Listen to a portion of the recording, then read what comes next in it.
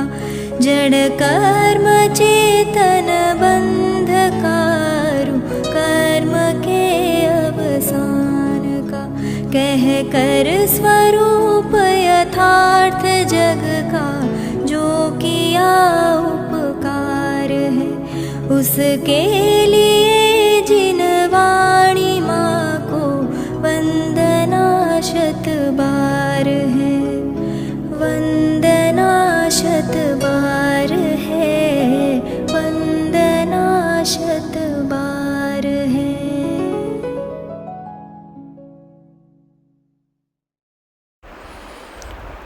ओम नमः सदेभ्यः ओम नमः सदेभ्यः ओम नमः सदेभ्यः। પૂર્ણતાને લક્ષ્ય શરૂઆત, તે જ ખરી શરૂઆત, સાચી શરૂઆત. અધ્યાત્મ ગ્રંથોમાં સિદ્ધ ભગવંતોને વિશેષ રૂપે મંગલાચરણ તરીકે સ્મરણ કરવામાં આવેલ છે. કેમ કે સિદ્ધત્વ દશા સંપૂર્ણ દશા છે અને સંપૂર્ણ દશા હોવાથી દરેક સાધક માટે તે જ સંપૂર્ણ સિદ્ધત્વ દશા, નિષ્કર્મ દશા, યોગરહિત અયોગી દશા, દેહરહિત અશરીરી દશા આદર્શ માનવામાં આવે છે. માટે અણમો સિદ્ધાણમ પંચનમસ્કાર મંત્રમાં 8 કર્મોના 148 બધા જ કર્મોના દ્રવ્ય ભાવ અને નો કર્મ, કર્મ કલંકના અભાવ સ્વરૂપ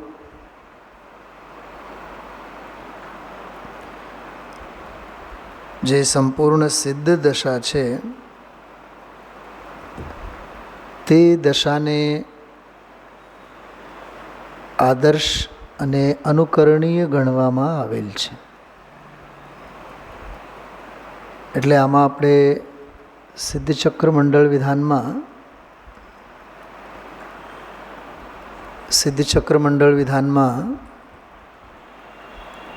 સિદ્ધ ભગવંતોના 8 પૂજાઓમાં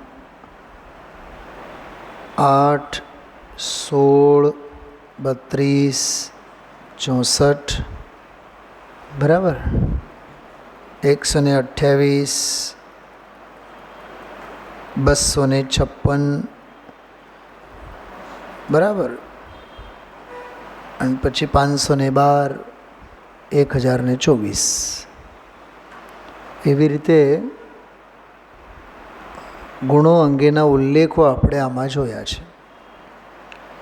8 કર્મોના અભાવે પ્રગટ થતા અભાવ સ્વરૂપ તો કહેવાની જ વાત છે, નિમિત્તનું જ્ઞાન કરાવવા માટે.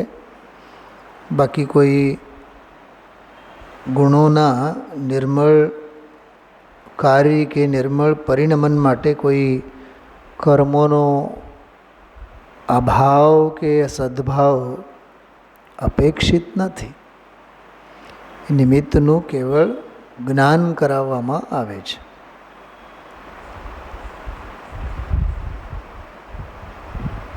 એમાંય ખાસ કરીને છેલ્લી પૂજામાં જે 1024 ગુણો છે એમાંના લગભગ આપણે 100-125 ગુણોની ચર્ચા લીધી છે. 15-20 રોજના સ્વાધ્યાયમાં 15-20 વધીને 25 ગુણોની ચર્ચા થાય છે.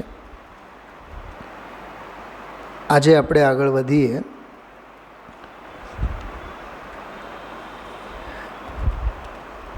છેલ્લે આપણે અચિંત્ય આત્મા 191 નંબરનો એક અરિગ જોયું હતું, છંદ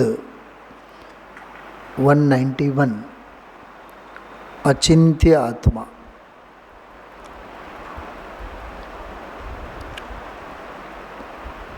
ચિંતનનો વિષય જ ક્યાં છે? કાલે કીધું હતું,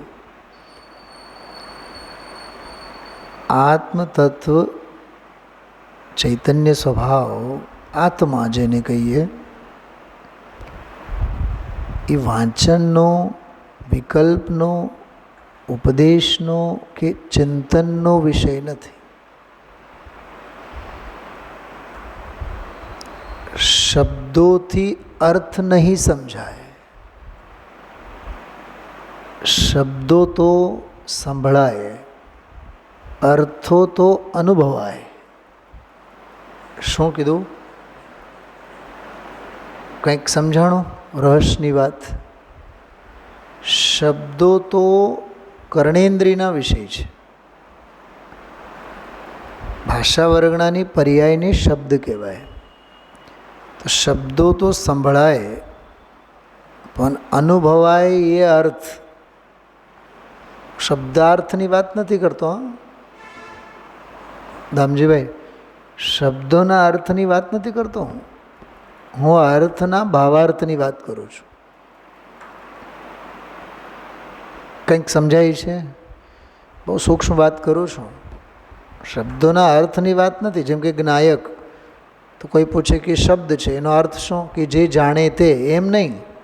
જે જાણે તે જ્ઞાયક એમ નહીં.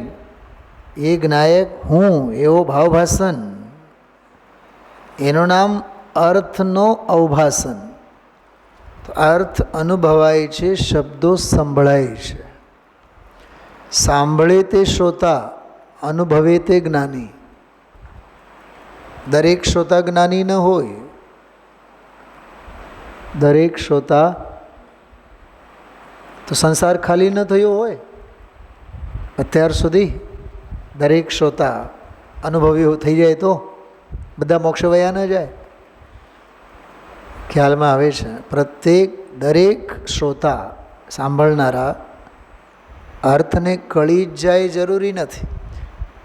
શબ્દો સંભળાય, અર્થો અનુભવાય, બસ એટલી મૂળ વાત છે. એટલે આમાં અચિંત્ય આત્મા કીધું. અચિંત્ય, ચિંત્ય એટલે ચિંતન વડે જાણી શકાય તેવું.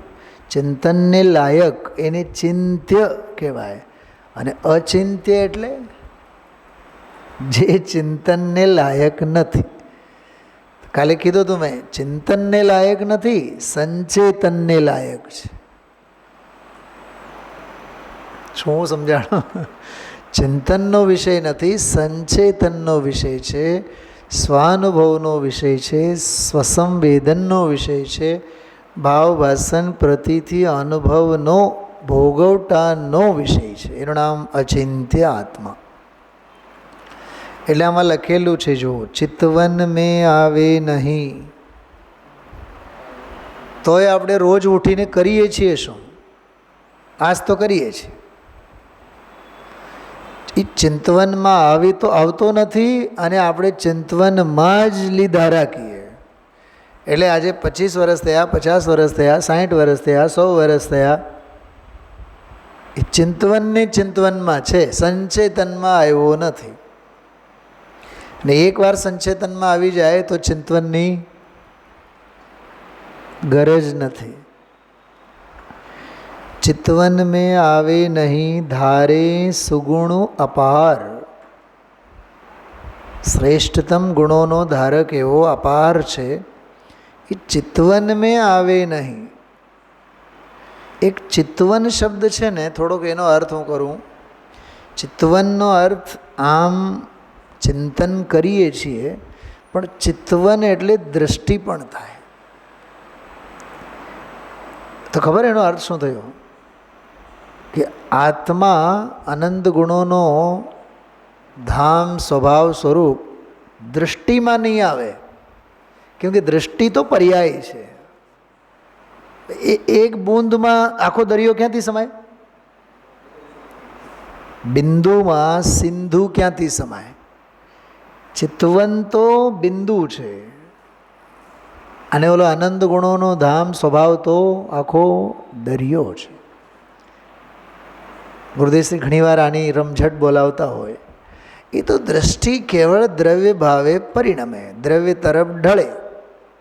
એ દ્રવ્યમાં કંઈ ઘૂસી નથી જતી, દ્રવ્ય બની નથી જતી. કેમ કે ત્રિકાળમાં ક્ષણિકને માટે ક્યાંય કોઈ અવસર જ નથી. પર્યાય પર્યાય છે, દ્રવ્ય દ્રવ્ય છે. તો ચિતવનનો અર્થ એક દૃષ્ટિ પણ થાય. તો ચિતવન મેં આવે નહીં એટલે શું થયું? એક સમયની પર્યાયમાં દ્રવ્ય સ્વભાવ નહીં આવે. અરે સમજાય છે? આખી અનુભવની વાત છે. જો કે આની ચર્ચા તો કાલે આપણે કરી છે.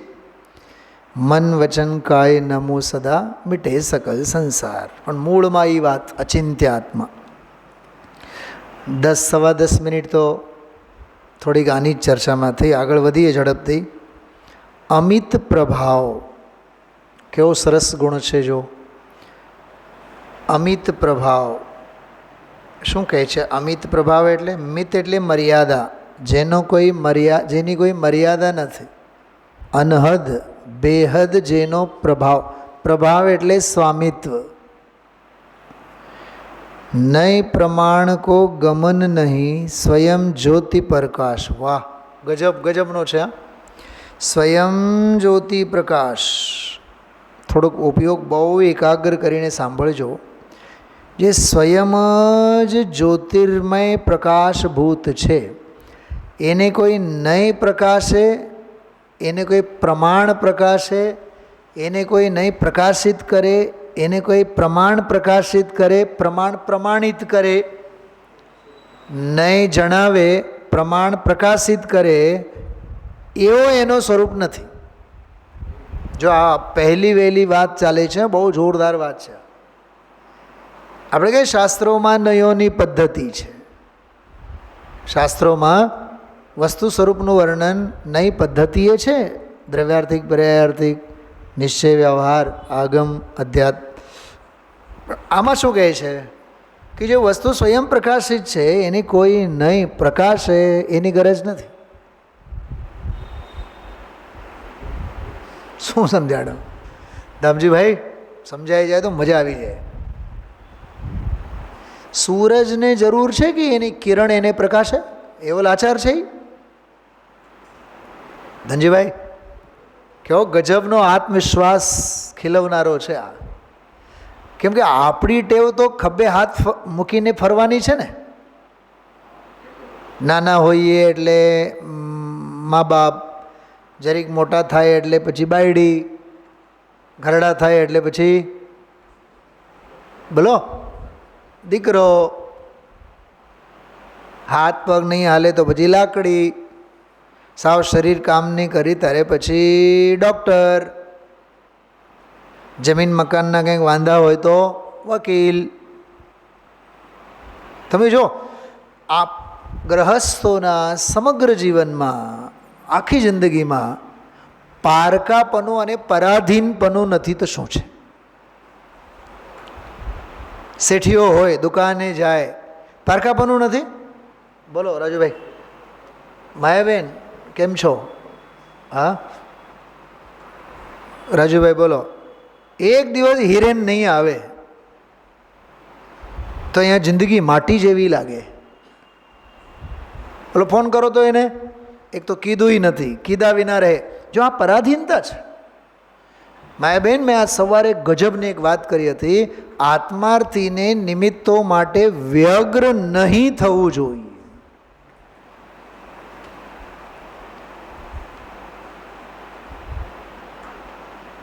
ન્યૂટન કે આઇન્સ્ટાઈનની એક વાત છે કે સ્કૂલેથી શિક્ષકોએ કાગળ ઉપર માને લખીને મોકલ્યો. છોકરાને કીધું, ખબરદાર, આમાં જે લખેલું છે તારે વાંચવાનું નથી, માને જઈને કહેવાનું. માએ વાંચ્યું અને અભેરાઈ ઉપર મૂકી દીધું. છોકરો પૂછે છે કે ગુરુજીએ શું લખ્યું છે બતાવો. તો માં કહે છે કે બેટા એમાં એવું લખ્યું છે કે તને સ્કૂલમાંથી કાઢી મૂક્યું છે, તું બહુ તોફાન કરે છે, તું બહુ નાલાયક છે, ભણવામાં ઠોઠ બુદ્ધિવાળો છે, તો પછી આપણે શું કરવાનું? કાલથી સ્કૂલે નહીં જવાનું. તો પછી મારું ભણવાનું શું થાય? તું ચિંતા નહીં કર ને, હું કરીશ ને એની વ્યવસ્થા. પણ તારી સ્કૂલમાં તને પ્રવેશ નથી, રેસ્ટ્રિકેટ કરી નાખ્યા છે, કાઢી મૂક્યા છે તને. અને થોડોક રોવાનું એ નાટક માએ કર્યું. હવે એ છોકરાને લાઇબ્રેરીમાં એડમિશન અપાયું, ખાતું ખોલાયું, રોજ જઈને ત્યાં 2, 4, 6 પુસ્તકો વાંચવાનું ચાલુ કર્યું. અને છોકરો મોટો થયો, મોટો થઈને બહુ મોટો વૈજ્ઞાનિક બન્યો. આઇન્સ્ટાઈનની વાત છે, આઇન્સ્ટાઈન. અને ઓલો જે કાગળ હતો ને, માં મરી ગઈ, અને ઓલા છોકરાને અંતિમ ક્રિયામાં જ્યારે ત્યાં જવાનું થયું એની ઘરે, પછી તો સાયન્ટિસ્ટ બનીને તો ક્યાં જતો રહી ગયો ને, બીજે અમેરિકામાં. તો એને એમ થયું કે ઓલા અભેરાઈ ઉપર ગમે ત્યાં પણ ઓલી જે ચિટ્ટી ચબરકી રાખી છે એમાં જોઈ તો લઉં કે ગુરુજીએ શું લખ્યું છે, કે જીવતો મને માએ તો બતાવ્યું નહીં. ખબર એમાં શું લખેલું હતું? તમારો છોકરો એટલો હોશિયાર છે, એટલા બધા પ્રશ્નો કરે છે કે અમે તો બધા શિક્ષકો ભોંટા પડીએ છીએ. એટલે તમારા છોકરાને કોઈ શિક્ષકની કંઈ ગરજ નથી, એને બસ લાઇબ્રેરીમાં તમે લઈ જાઓ, એ આપોઆપ ભણી ગણીને બધો ફોડી લેશે. લખ્યું તું એવું. અને માએ કેવું કીધું છોકરાને? જો એને કહેવાય માં. હવે આમાંથી મર્મ સાંભળો. એ આઇન્સ્ટાઈનને સાયન્ટિસ્ટ થવા માટે કઈ સ્કૂલમાં ભણવું પડ્યું એને ક્યાં ગુરુજીઓની જરૂરત છે? અરે આપણા ગુરુદેવશ્રીની વાત લો ને, 4-6 ચોપડી સુધી કોણ ભણાવ્યા? સંસ્કૃત કોણ ભણાવ્યા? પ્રાકૃત કોણ ભણાવ્યા? અને આપણે મંદિર છે ને બહુ દૂર છે એટલે રોજ દર્શન નથી થતા. રવિન્દ્રભાઈ પંડિતજી કહે છે, મંદિર ઘરથી દૂર લાગે, સમજવું નરકના દરવાજા નજીકમાં છે. એટલે આને કામ નથી કરવું. કીધું તું મેં સવારે, સોનગઢ જવાનું, જવાતો નથી, દીકરો માનતો નથી. હવે લઈ જવાવાળા કોઈ નથી. પહેલાં તો બસમાં જતા, એકલા આવતા, હવે તો પારકાપણું થયું. અરે રાગડા નહીં તાન, તું જે જગ્યાએ બેસ ત્યાં વાતાવરણ જ એવું ઊભું કર કે એક બીજું સોનગઢ ઊભું થાય. પ્રકરણ શું ચાલે છે? આત્માર્થીને નિમિત્તો માટે વ્યગ્ર થવું ન જોઈએ. કેમ કે કામ તો ઉપાદાનથી થાય છે. અનુકૂળતાનો આરોપ જેના ઉપર આવે એનું નામ નિમિત્ત છે. તો આમાં એ વિષય છે અમિત પ્રભાવ. એને નયો પ્રકાશિત કરે અને પ્રકાશિત થાય. હું આપને પૂછું, શુદ્ધ નિશ્ચયને ભગવાન આત્માને શુદ્ધ કહે છે, ઠીક? તો શુદ્ધ નિશ્ચય નયે આત્મા શુદ્ધ છે એવું નિશ્ચય કીધું માટે આત્મા શુદ્ધ છે, કે આત્મા શુદ્ધ છે માટે નિશ્ચય નયે આવું કીધું છે? ભૂતાર્થ નયે આત્માને ભૂતાર્થ તરીકે ઓળખાવે માટે આત્મા ભૂતાર્થ છે માટે ઓળખાવે છે. અમે લોકો જ્યારે ભણતા ને તો બીજી ગાથા સમયસારની બહુ માર્મિક વાત આવતી. 2 શબ્દો છે. હું તમને પ્રશ્ન પૂછું, આજે ઘણા દિવસો પછી તર્ક મગજમાં આવે છે. અનેકાંત પહેલાં કે શાદવાદ પહેલાં? બોલો, વિચારીને જવાબ આપો. હું જવાબ આપું છું હમણાં. જવાબ આપતા પહેલાં વિચારો. અનેકાંત એ વસ્તુ સ્વરૂપ છે, શાદવાદ એ કથન છે. કથન પહેલાં હોય કે કથન પછી હોય? અનેકાંત પહેલાં હોય કે શાદવાદ પહેલાં હોય? એનો અર્થ શું થયું? પહેલાં વસ્તુ સ્વરૂપ છે, પણ વસ્તુ સ્વરૂપ તો અનાદિનો છે. પહેલો છોડો તો એવો કાંઈ છે નહીં. અને ગુરુદેવ તો એમ કહે છે વસ્તુ સ્વરૂપ અનાદિનો છે અને કેવળીનો પણ કોઈ કાળે અભાવ હોય નહીં. વસ્તુનો અભાવ નથી, જ્ઞાનનો અભાવ નથી અને કહેનાર કેવળીનો પણ અભાવ નથી. તો વસ્તુ અનાદિની છે, કહેનારા પણ અનાદિના છે. તો અનેકાંતમય વસ્તુ અનાદિ અને શાદ્વાદ કથન પણ અનાદિ. પણ એક પોઈન્ટને મગજમાં રાખીને આપણે વિચારીએ, જે આ મોબાઈલ 90 પહેલાં મોબાઈલ નામની કોઈ વસ્તુ હશે, એનું કાંઈ અસ્તિત્વ જ નહોતું. પણ જ્યારે અસ્તિત્વમાં આવ્યા બાદ પછી મધરબોર્ડ, મેમરી કાર્ડ, ચાર્જર. જે ચાર્જર શબ્દ તો એવું લાગે જાણે મંગળ ગ્રહ પરથી આવેલો હોય. આઈપોડ, ટેબ્લેટ, બોલો લેપટોપ, એ હજી જૂનું છે. પણ તમે વિચાર કરો 2025, 90 પછી 35 વર્ષ થયા વધીને. ખ્યાલમાં આવે છે? પણ એ શબ્દો પ્રચલિત બન્યા હવે ના ને, પણ એમાં જે આ રૂપે જે પરમાણુઓ પરિણમેલા છે એ તો એક સમય તે સૌ સમય તો અનાદિના છે. પણ એ મોબાઈલના સ્કંદ ભાવે તો હવે પરિણમ્યા. શું કીધું? સાંભળો, હજી એક વાત મગજમાં આવે છે. જે નોકિયાના મોબાઈલમાં પરમાણુ હોય અને રિસાયકલિંગમાં મોબાઈલો જાય, અને આમાંના પરમાણુઓ સેમસંગના મોબાઈલમાં ન આવી શકે. અષ્ટપાઉડમાં ખબર શું લખ્યું છે? જે તારી સ્ત્રીના શરીરમાં પરમાણુઓ હાલમાં છે એ બધા પરમાણુઓ માના શરીર તરીકે પૂર્વભાવમાં હતા.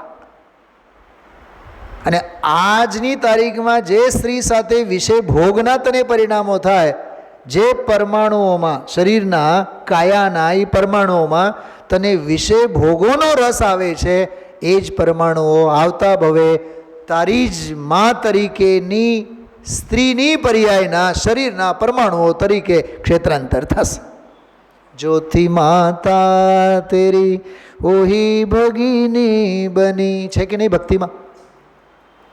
ક્ષેત્રાંતરનો તો કાંઈ નક્કી નહીં. ખ્યાલમાં આવ્યો? એમ આ મોબાઈલના પરમાણુ જ છે, પણ વસ્તુ સ્વરૂપ તો છે ને પહેલેથી. કથન પછી થાય. જો કેટલાક તીર્થંકરોની વચ્ચે તીર્થ લોપ થાય, તો તીર્થ લોપ થયો સમજો, શાસન લુપ્ત થયું, વસ્તુ સ્વરૂપ કંઈ ગાયબ થયું? સમજાણો? તો અનેકાંત તો છે જ. હા, સ્યાદવાદ માટે વચ્ચે બ્રેક આવતા હોય. તીર્થનો લોપ થાય તો પ્રમાણ નહીં, કોઈ તીર્થંકરો ન હોય, કોઈ વક્તા ન હોય, કોઈ ભાવલિંગી સંતો ન હોય, એમ બની શકે. પ્રકરણી ચાલે છે તોય સાંભળજો, તોય અનેકાંતને જરૂરી નથી કે સ્યાદવાદ એને કહે અને પછી અનેકાંત સિદ્ધ થાય, એવું નથી. એમ અહીંયા કહે છે, નહીં પ્રમાણ કો ગમન નહીં, સ્વયં જ્યોતિ પ્રકાશ. નહીં જણાવે, પ્રમાણ પ્રકાશિત કરે, પછી વસ્તુ સ્વભાવ પ્રકાશિત થાય, એવું નથી. અદ્ભુત ગુણ પર્યય મેં સુખ શું કરે વિલાસ. તમે તો તમારા અદ્ભુત એવા ગુણ પર્યાયોમાં હંમેશા સુખેથી વિલાસ કરો છો. માટે તમારો અમિત પ્રભાવ. કેવો પ્રભાવ તમારો? અમિત પ્રભાવ. આપણે કહીએ ને સોનગઢમાં ગુરુદેવ શ્રીનો પ્રભાવ, બરાબર. કોની મદદ લઈને એમને પોતાના પ્રભાવના જગારા ફેલાવ્યા છે? અરે એનામાં તો સ્વયં સ્ફૂર્ત છે. હા, ખ્યાલમાં આવ્યો? પંડિતજી એક બહુ સરસ વાત કરતા. વક્તાને શ્રોતાની રાહ જોવી પડે. વક્તાને શ્રોતાની રાહ જોવી પડે. પાપ કોને બંધાય? વક્તાને. અરે એ લાભાંતરાય કર્મનો ઉદય છે, પાપનો ઉદય છે. પણ વક્તાને શ્રોતાની રાહ જોવી પડે ને, એમાં શ્રોતાનો પાપનો ઉદય છે. પાપ બંધાય.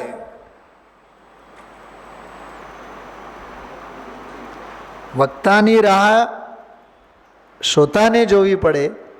ચલો એમાં તો જ્ઞાનનો મહિમા છે, ખ્યાલમાં આવ્યો. પણ અરસપરસમાં સાપેક્ષતા સમજવું એમ અહીંયા કહે છે. અનેકાંતમય વસ્તુ સ્વભાવ તો છે, નહીં પ્રકાશિત કરે કે ન કરે, પ્રમાણિત કરે કે નહીં કરે, પણ એનો સ્વયંનો પોતાનો પ્રભાવ જ એવો છે, એ સ્વયં જ્યોતિ પ્રકાશ. આ પંક્તિ ખબર સમયસારમાં ક્યાં આવે છે માયાબેન? સ્વયં જ્યોતિ પ્રકાશ સમયસારમાં ક્યાં આવે છે? સ્વાનુભૂત્યા ચકાસતે. પહેલું જ કળશ સ્વાનુભૂતિ વડે પ્રકાશિત છે. બોલો, એવા સિદ્ધ ભગવાનને આપણે નમો સિદ્ધાણમ કરીને અર્ઘ ચડાવ્યો છે ને. અદ્ભુત વાત. ચલો આગળ વધીએ. બે થયા, અચિંત્ય આત્મા અને અમિત પ્રભાવ. હવે જો મહાબોધ, થોડાક હું પાછળના એક બે ગુણોની વાત કરું. 147માં આપણે કીધું હતું એક વિદ્યા. ખોલવાની જરૂર નથી, કેવળ સાંભળજો. સ્વાધ્યાય તો તમે સાંભળી ગયા છો. એક વિદ્યા. કઈ વિદ્યા? ક્ષાયિક વિદ્યા. મહાવિદ્યા કઈ વિદ્યા? ક્ષાયિક વિદ્યા. એની આમે કોઈ ક્ષયક્ષમ નહીં ઠરે, કેવળ જ્ઞાનના આધારી. એમ અહીંયા કહે છે મહાબોધ. જો મહાબોધ એટલે શું? સિદ્ધ ભગવાન છે. જો કે એનો અર્થ મતિ આદિક્રમ વર્તિ બિન કેવલ લક્ષ્મીનાથ. મતિ જ્ઞાન, શુદ્ધ જ્ઞાન, અવધિ જ્ઞાન, આ બધા વિના તમે કેવળ ક્ષાયી જ્ઞાન રૂપી લક્ષ્મીના તમે નાથ છો. મહાબોધ તુમ નામ હૈ, નમો પાય ધરીમાં. તમને બધાને ખ્યાલ છે ગૌતમ બુદ્ધનું એક નામ છે?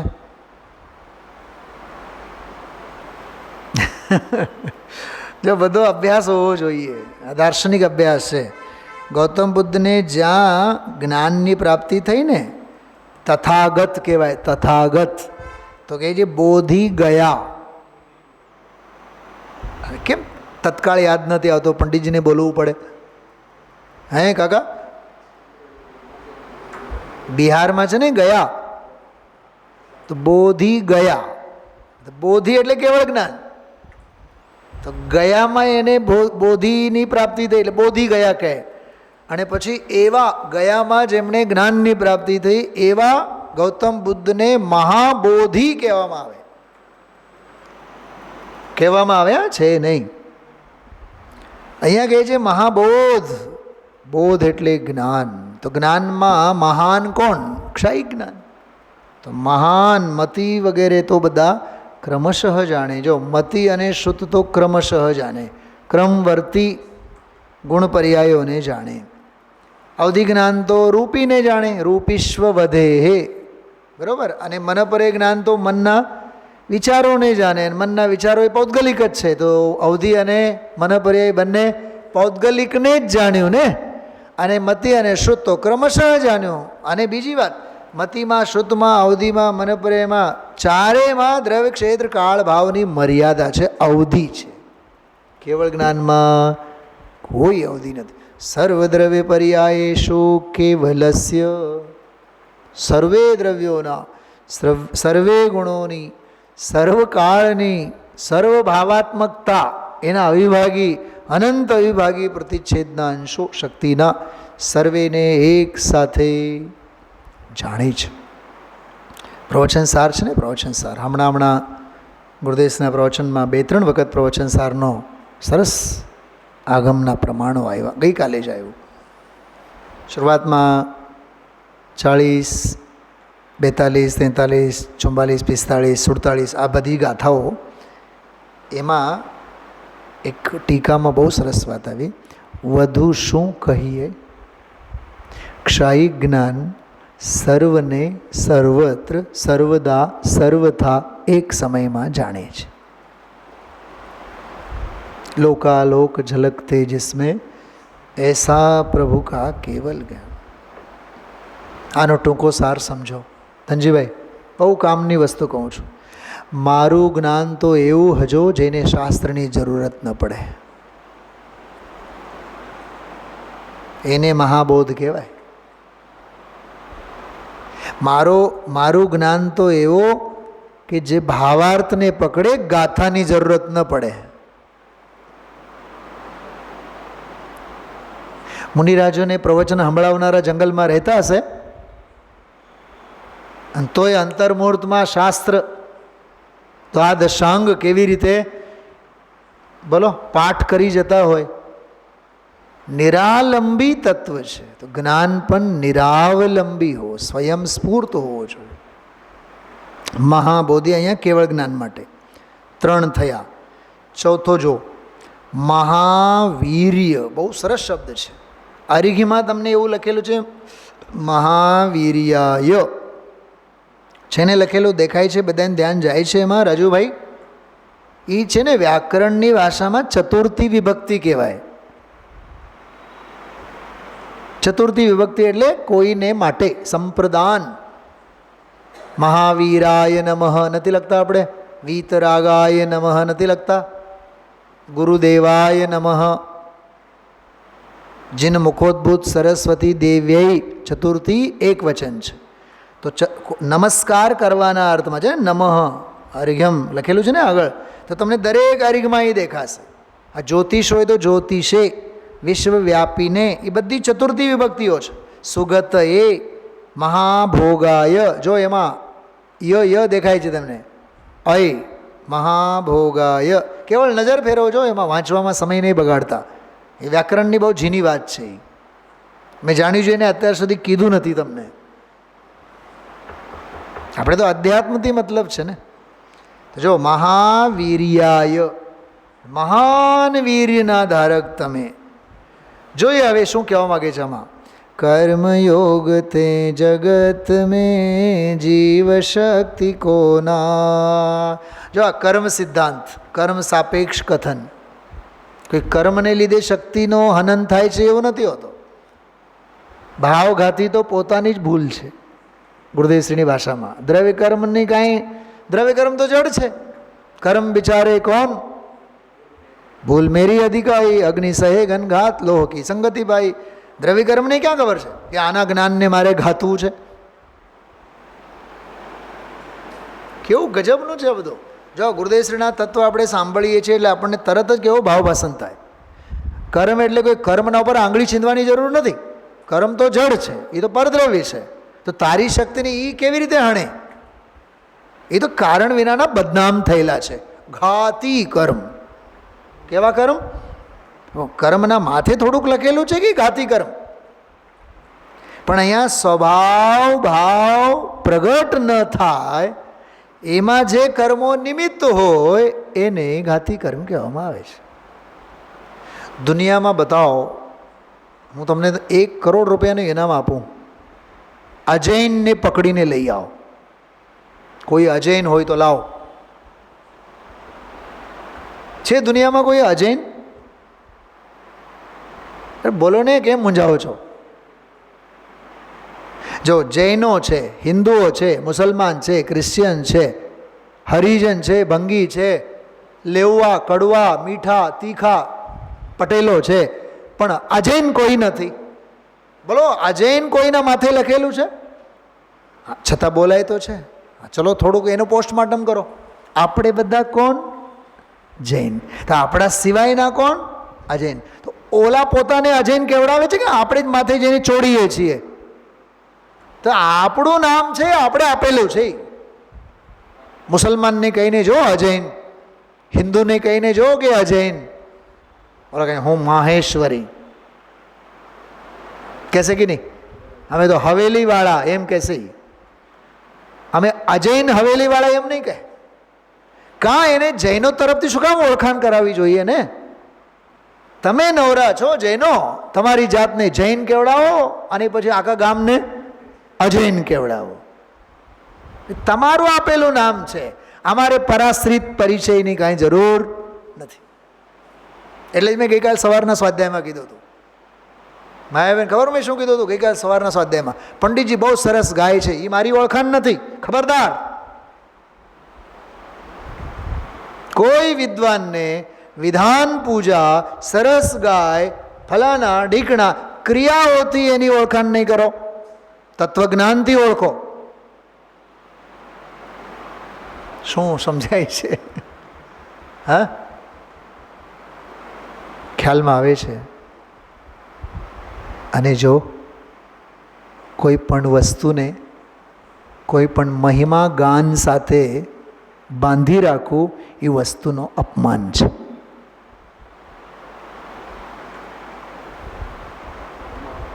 આપણે એમ કહીએ ગુરુદેવ તો અમારા, ગુરુદેવ તો અમારા. કા દુનિયાના નથી? વિશ્વના નથી? જેને પણ આત્મકલ્યાણ કરવું હોય એના, તો એને વિશ્વવ્યાપી રહેવા દો ને. તમે એને કુંડાળામાં શા માટે ખૂંટેથી બાંધી રાખો છો? કેટલી લઘુતા ગ્રંથિ છે આપણી. હા, ગુરુદેવ અમારા, ગુરુદેવ અમારા એમ જે તમે બોલો છો એ અનુરાગ છે. આજના પ્રવચનમાં આવ્યું હતું ધર્માનુરાગ. રાજુભાઈ ખબર ગુરુદેવ શું બોલ્યા? ધર્માનુરાગ. પણ ધર્માનુરાગ પણ રાગ જ છે ને, એવું બોલ્યા. પણ આપણે ધર્માનુરાગ, અમને તો બહુ ધર્માનુરાગ. પણ ધર્મ કાઢી નાખો, બાકી શું બચે છે જો એમાં? અનુરાગ. અનુરાગ એટલે કશાયનો જ મુખવટો છે. અમને તો બહુ જ ધર્મનો, અમે તો બહુ ધર્માનુરાગી છે ને. ધર્માનુરાગી પછી કૌંસમાં લખો કશાઈ. કશાઈ મીન્સ પ્રશસ્ત કશાઈ. પણ કશાઈ તો કોઈ પ્રશસ્ત તો હોતી જ નથી. એટલે જ મેં અષ્ટાનિકામાં વિધાનના દિવસોમાં કીધું હતું કરુણા મોહનો ચિહ્ન છે. પ્રવચન સારમાં છે કરુણા મોહનો ચિહ્ન છે. તો આમાં કર્મયોગ તે જગત મેં જીવ શક્તિ કો નાશ, જગતમાં જીવની શક્તિનો નાશ થાય. કેવળ કથન માત્ર છે. સ્વયં વીર્ય અદ્ભુત ધરે નમો ચરણ સુખરાસ. અને તમે તો પોતાના અદ્ભુત વીરને ધારણ કરેલા છો. કોઈ કર્મ ભરમને તમે કાંઈ ગણ્યા જ નહીં, ગણકાર્યા જ નહીં. કર્મો તમારા વીરની સામે ક્યાંય ઊભા રહ્યા જ નહીં, ટક્યા જ નહીં, બધા ભાગી ગયા. સિદ્ધ ભગવાન છે ને, એટલે મહાવીર્યાય અનંત વીર સંબંધીનો આ એક છંદ છે. 4 થયા. આગળ વધીએ. મહાલાભાય. વાહ, આ શું છે લાભ? જો આમાં એક મને એક વિચાર આવે છે. મહાબોધમાં ક્ષાયિક જ્ઞાનની વાત છે, મહાવીરમાં ક્ષાયિક વીરની વાત છે, મહાલાભમાં ક્ષાયિક લાભની વાત છે. જે નવલબ્ધિઓ છે ને એ આમ 3 તો આમાં સ્પષ્ટ ખ્યાલમાં આવે છે. ક્ષાયિક લબ્ધિ મહાન હૈ તાકો લાભ લહાય, મહાલાભ યાતે કહે વંદો તિનકે પાય. રવિન્દ્રભાઈ પંડિતજી પાસે સુમત પ્રકાશજી એકવાર ગયા. શિષ્ય તો છે એટલે ઘણી વાર જતા જ હોય. તો પંડિતજીએ કંઈ પૂછવું ન પૂછવું એના પહેલાં સુમત પ્રકાશજીએ બોલ્યા કે 3-4 ઠેકાને બધાને લાભ આપી આવ્યો. શું બોલ્યા? વળી પાછું એને એમ થયું કે લાભ એટલો બોલીશ તો હમણાં ખખડાવી મૂકશે, વારો કાઢશે. બોલે કે ધર્મ લાભ આપીને આવ્યા. પંડિતજી એટલું સાંભળીને ચૂપ થયા. થોડીક વાર પછી બોલ્યા, એટલે તો તમે પોતે ધર્મ લાભથી વંચિત રહ્યા છો. આપણે જે આજ સવારે વાત થતી હતી, શિષ્ય શું કહે છે અને ગુરુએ શું આજ્ઞા આપી, બતાવો. આને કહેવાય ગુરુ, રાજુભાઈ.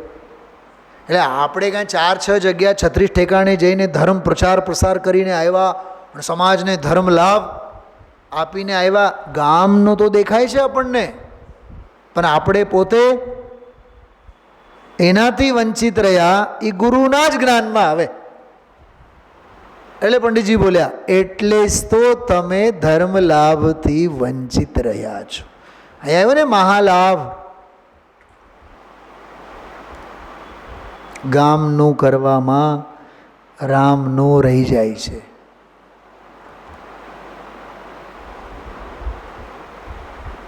જયપુરમાં અમે લોકો હોસ્ટેલમાં જ્યારે ભણતા સ્મારકમાં, તો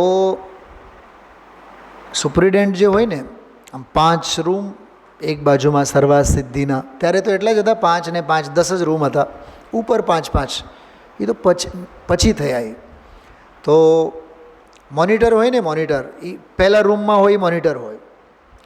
હવે એને સૌથી પહેલાં ઉઠવાનું અને બધાને જગાડતા જગાડતા જગાડતા જગાડતા જવાનું 5 રૂમમાં, અને બધાને મોકલતા જવાનું પ્રાર્થનામાં.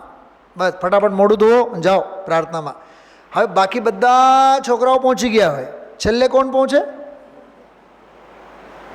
છેલ્લે કોણ પહોંચે? મોનિટર. ત્યાં સુધી તો 2 ભક્તિઓ પૂરી થઈ ગઈ હોય.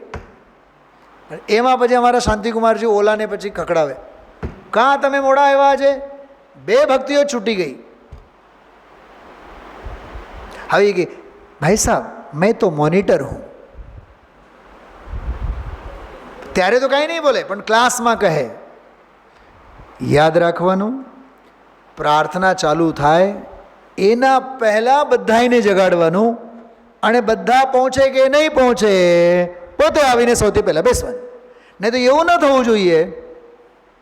ખ્યાલમાં આવ્યું? ગામને તો ગમાડો અને રામ રોટી વગર રહી જાય, એવું ન થવું જોઈએ. આવું છે આ મહાલાભ.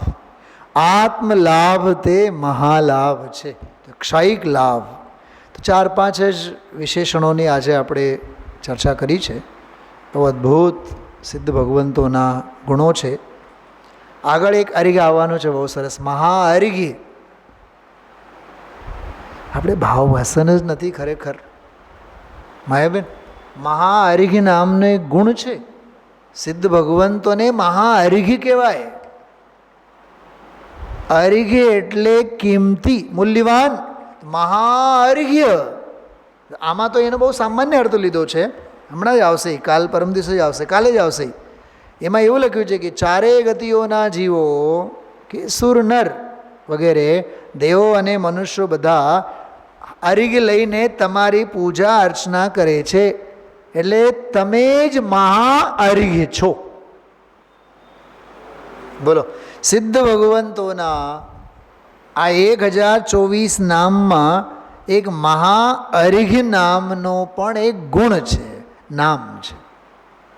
આવા બધા અદ્ભુત ભાવો આમાં ભર્યા છે. આપણું તો પ્રયોજન કેવળ અષ્ટાનિકા પર્વથી એટલું જ હતું, એક સિદ્ધ ભગવંતોના ગુણાનુવાદ થાય અને સિદ્ધ ભગવંતોની વિશેષતા સમજાય, અનંત ગુણોનો વૈભવ સમજાય. તો આ ક્રમમાં લગભગ છેલ્લા 12-13 દિવસથી આપણે આ સ્વાધ્યાય કરીએ છીએ. બાકી વિશેષ ચર્ચા જે હશે એ કાલે લેશું. ઓમ નમઃ સદેવે.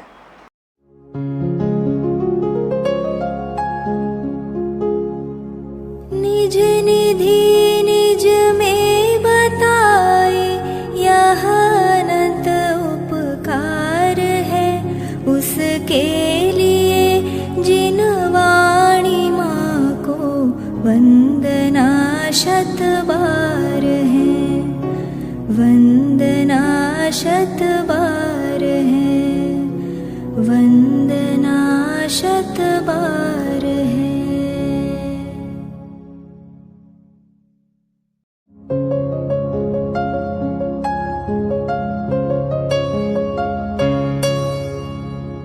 जिन वाणी भारती तो ही जपो दिन रैन, जो तेरी शरणा गहे सो पावे सुख चैन.